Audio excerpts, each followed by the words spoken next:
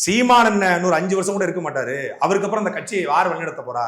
நீ ஒரு பேச்சாளர், நீ ஒரு யூடியூப் வச்சிருக்க, பொழைச்சிக்கிட்டு போயிருவ. நாங்கெல்லாம் என்ன பண்றது? நான் கட்சியில வரும்போது மாநில ஒருங்கிணைப்பாளர், இன்னைக்கும் மாநில ஒருங்கிணைப்பாளர், 15 வருஷம் மாநில ஒருங்கிணைப்பாளர் நான் இருந்து செத்து போறதா அப்படின்னு கேட்டவர்கள் தான் நீங்க விமர்சனம் செய்யக்கூடிய ஆட்கள்.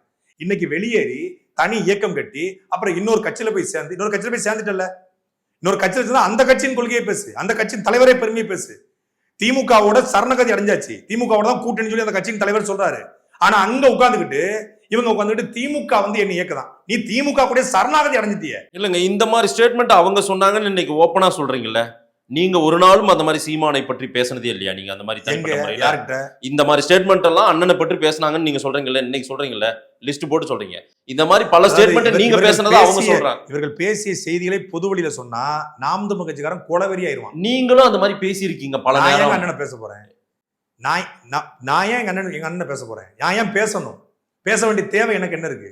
இவர்களை போல பணத்தாசையோ பதவி ஆசையோ பதவி அரிப்போ அரசியல் அரிப்போ எனக்கு கிடையாது. இவன் யாருமே தனித்தன்மை இல்லாதவன். இவன் இன்னைக்கு சீமானன்னு திட்டணும், சாட்டை துறைமுருகன் திட்டணும். இதை தாண்டி வேற ஏதாவது அவருக்கு பேச சொல்லுங்க. ஏதாவது தெரியுமா? மக்கள் அரசியல் பேசுவானா? நான் நித்தம் பேசுவேன். நான் பரந்தூரை பத்தி பேசுவேன், இன்னைக்கு திருநெல்வேலியில் நடந்த பள்ளிக்கூடத்தில் நடந்த சண்டை பத்தி பேசுவேன், நான் வந்து எண்ணூர் துறைமுகம் குறித்து பேசுவேன், நான் ஃபாக்ஸ்கான் குறித்து பேசுவேன், ஏவாவேல் விட்ட ரைடு நடத்து பேசுவேன், கேஎன்ஆர் ரைடு நடத்து பேசுவேன், என்னென்னதான் பேசுவேன். அநீதி என்னென்னு நான் பேசிட்டே இருப்பேன். பேசுவாங்களா? உங்களுக்கு பேச தெரியுமா?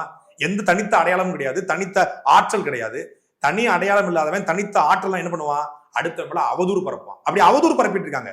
அப்படி அவதூறு பரப்பி அவன் அந்த இடத்துக்கு ஆசைப்படுறான். இவங்க தான் ஆசைப்பட்டது.